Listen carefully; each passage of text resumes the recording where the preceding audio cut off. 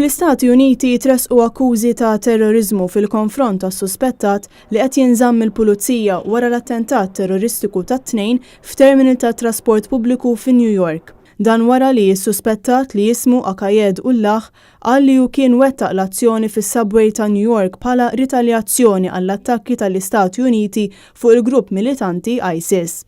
Is-suspettat li hu immigrant minn Bangladesh indarab meta it-tamir splussiv li kienet jiġor sploda waqt li kien għaddej mill-Port Authority Terminal fl-inħawi ta' Manhattan.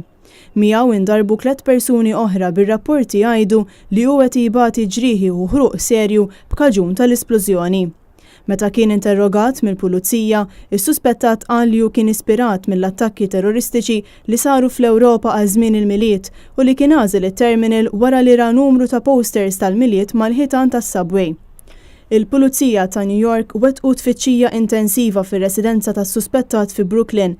Is-suspettat kien emigra lejn l-Istati Uniti minn Bangladesh fl-2011 bis-Sindku ta' New York Bill de Blasio jemmen li ż-żagħżugħ mexxa l-attakk waħdu.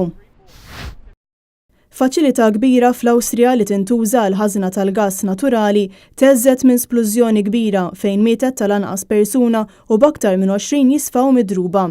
L-isplużjoni viċin il-fruntiera ma' Slovakkja ikkaġunat ukoll in-nirien kbar. Il-pulizija għalqu l-aċċessi għall-faċilità waqt li l-helikopters kienu qed jwasslu lin-nies li sofrew ħruq serju lejn l-isptarijiet taż-żona. Lura għall-Istati Uniti fejn il-votanti f'Alabama qed jivvutaw f'elezzjoni għas-Senat li jista' jkollu implikazzjonijiet partikolari għall-President Amerikan Donald Trump. Il-kandidat Repubblikan Roy Moore ex-imħallef li hu konness ma' allegazzjonijiet dwar aġir indiċenti fil-konfront ta' persuni qed jkun appoġġjat mill-President Trump irrispettivament minn kif jaħsbuha l-parti kbira tal-membri tal-establishment fil-Partit Repubblikan.